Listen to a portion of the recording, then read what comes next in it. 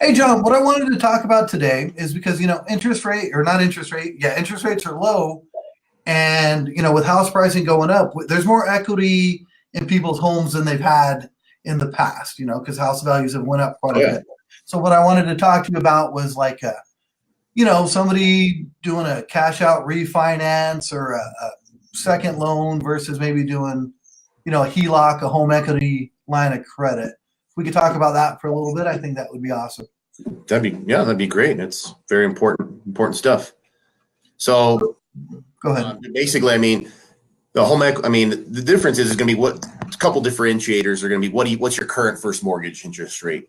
If your current first mortgage interest rate is lower than the current rate, then typically it's not going to make sense to refinance that to cash out. You probably want to take advantage of a low interest home equity line of credit. So that just gives you more accessibility to keep your. And another thing is depending how long you've paid on the mortgage.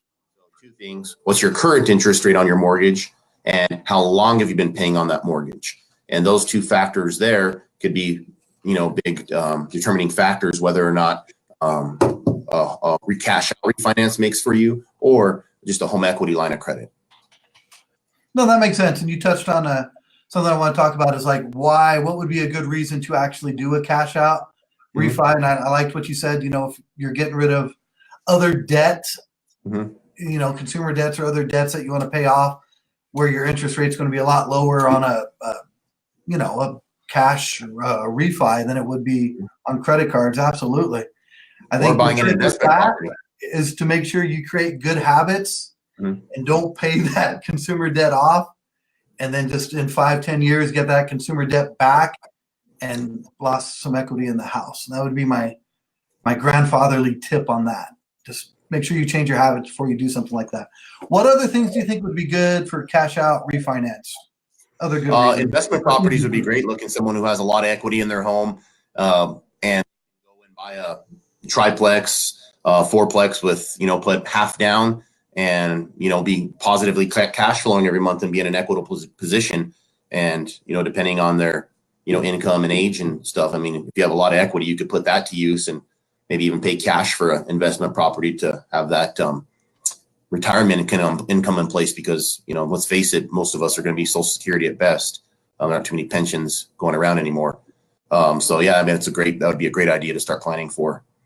Just pay half down. If you have some of that equity, put 20% down, 34, as much as you can, be positive cash flowing on an investment property. And that's another great thing to do as well.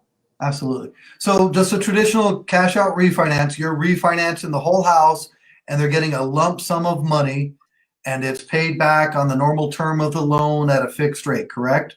Correct. All right. What's the line of credit? How does that work? Well, the line of credit could be more utilized if, say, you're in a really equitable position. Say you have a $400,000 house and you owe 60 grand on it, right? That would be good. Yeah. That's probably in the situation you're not going to want to, go and do a cash out refinance unless your interest rate's high, which most people who are in that situation have a lower interest rate. So that would make sense if you have a lot of equity and you can, just go take out $100,000 line of credit and take what you need as you need it, because you're only going to be paying interest on what you use. That's the nice thing about the home equity line is if for a cash, whatever you take out, you're paying, all right, for that term. The home equity line gives you a lot of flexibility, because if you're not sure how much you need, but you need some, it gives you the flexibility. I need 5,000, I need 10, I need 20. You can start paying it back. On the home equity, another thing too is like some people who have a good interest rate on their home, and they may owe 120 and the house is worth 200. They have 80,000 of equity and they have a really good rate on their first mortgage. That home equity line will allow you. Most credit unions can go up to about 95% loan to value. So I mean, you can tap into a lot of equity, basically in almost any equity situation. And if you have more than 20% equity, there's going to be some money available there. The only thing I do warn you is make sure you're going to be ready to make lump sum payments. I mean, you don't want to make the minimum payment. Some institutions will give you a fixed rate term on that home equity, like a 15 a 10-year pay, which I would highly suggest, because if you just do a regular line of credit, you put 60 grand, monthly minimum payments $100.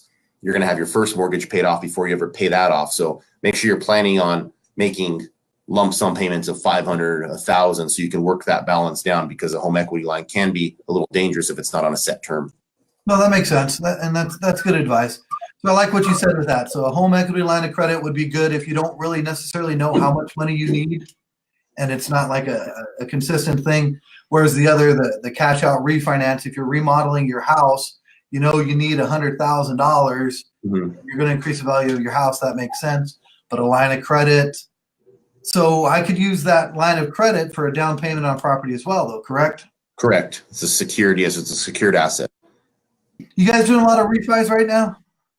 Not too many, Alex. I'd say we're 90% plus purchase. I mean, maybe 10% of the business, probably 10% of the business is refinance. A lot of people refinancing out of real estate contracts. That's really common. People who bought on real estate contracts 2-3 years ago need to get refinanced. So we do a lot of real estate contracts to permanent financing, some cash out refinances, and a lot of dropping PMI, like you had mentioned earlier, Alex, of people in a lot more equitable situations in their home with the increasing values. So we do see a lot of people who may be only dropping their interest rate a quarter point, but they're dropping that mortgage insurance now. That's a huge reason to refinance, depending on how much your mortgage insurance is. And you're going to be in a lot. Say you bought a house 3 or 4 years ago, you have a $200 a month PMI mortgage insurance. If you can keep your rate the same or lower it a bit, that's icing on the cake. But drop that PMI, that could be huge, enough reason to refinance.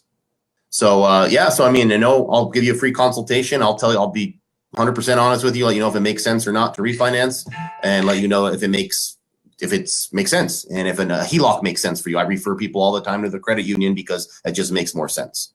Absolutely. Thank you again, Mr. Gabaldon. Have a great week. We will see you soon. Talk to you later. Bye-bye, Albuquerque, Rio Rancho, New Mexico. Bye.